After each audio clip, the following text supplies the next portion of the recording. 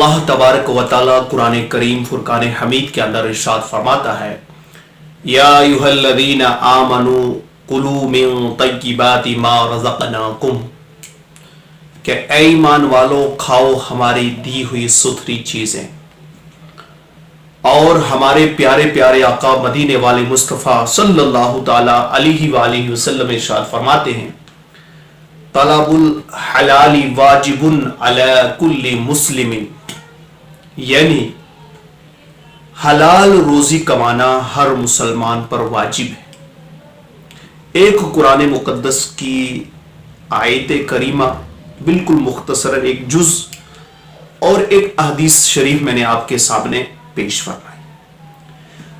इन दोनों चीजों का इशारा रिज़्क़ हलाल की तरफ है। आइए इस पर एक खूबसूरत वाक़िया जिसमें हमारे और आपके लिए इबरत है। अगर इंसान इबरत हासिल करना चाहे तो वो एक छोटी सी चीज से भी इबरत हासिल कर सकता है, और जिसे इबरत हासिल ना करना हो उसके सामने इबरत पर मबनी बहुत से वाक़ियात पेश भी कर दिए जाए तो वो इबरत हासिल नहीं करता। बस जिसको अल्लाह तबारक व तआला का खौफ हो, आका करीम सल्लल्लाहु अलैहि वसल्लम से पक्की सच्ची मोहब्बत हो, तो वो यकीनन अहकाम इस्लाम, प्यारे प्यारे इस्लाम के जो कवानीन हैं उन पर अमल करते हुए वो शख्स जिंदगी गुजारता है, चाहे वो मर्द है या औरत। तो प्यारे इस्लामी भाइयों, आज मैं आपके सामने एक ऐसा वाक़िया बयान करने वाला हूं। इस वाक़े को जरूर अव्वल से आखिर आप सुने, जो ये कहते हैं किसने देखा हलाल हराम। आज महंगाई इतनी हो गई है, अगर हम यही सोचते रहे ना ये हलाल का ये हराम का, तो काम नहीं चलेगा। मेरे भाइयों, ये हमारी सोच गलत है। हम सोचते हैं हलाल या हराम, कुरान ने हमें कहा है, आका करीम सल्लल्लाहु अलैहि वसल्लम का फरमान हमें यह कहता है कि रोजी हलाल की कमाओ, और हम ये कहते नजर आ रहे हैं किसने देखा हलाल व हराम। लिहाजा ये जो हमारे ऊपर वार है ये शैतान का वार है। हमने शैतान के वार को नाकाम बनाना है। हलाल और हराम की तमीज रखनी है। इसमें हमने फर्क न रखना है कि अगर हम इस तरीके से रोजी कमा रहे हैं, हम खुद अपना जायजा लें, क्या हम हलाल की रोजी कमा रहे हैं या हराम की।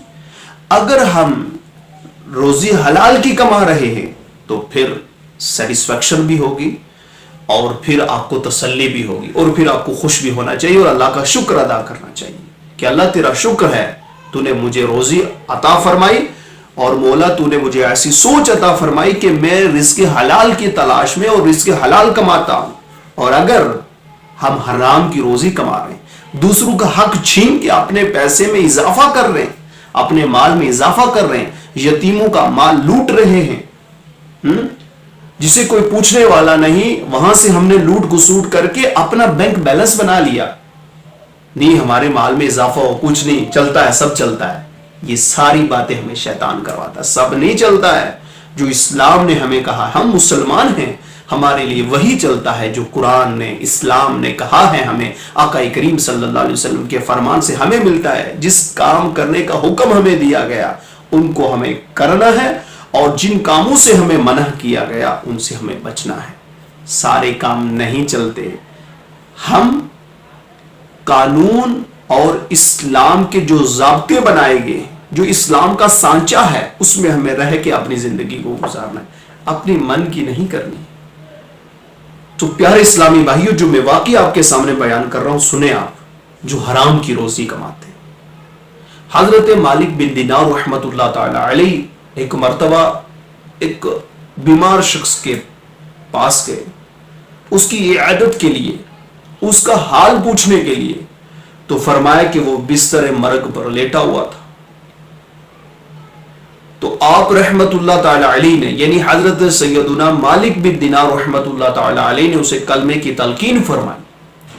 तो कलमे की तलकीन जब फरमाई तो उसकी जुबान पर जो अल्फाज थे, काबिल गौर बात है, वो कह रहा था 11 12 10 11 یعنی یہ گنتی پڑھ رہا تھا وہ. غور فرمایا. تو جب حضرت مالک بن دینار رحمت اللہ تعالی علیہ نے سبب پوچھا کہ وجہ کیا ہے, تو وہ خود سے کہنے لگا کہ یا سیدی, میں جب کلمہ پڑھنے کی کوشش کرتا ہوں, میں جب کلمہ طیبہ پڑھنے کی کوشش کرتا ہوں تو میرے سامنے آگ آ جاتی ہے, اور جب وہ میرے آگ بالکل قریب آتی ہے مجھے ڈراتی ہے, اس ڈر کی وجہ سے میری زبان پر کلمہ جاری نہیں ہوتا, اور میرے منہ سے یہ جو ہے وہ یہ گنتی کے الفاظ نکل رہے, یعنی 11 12 10 11 مجھ سے یہ نکل رہا. تو اس وقت حضرت مالک بن دینار رحمت اللہ تعالی علیہ نے اس کا سبب پوچھا, تو کون سا ایسا کام کرتا تھا, ایسا تیرے سے کون سا کام ہوا؟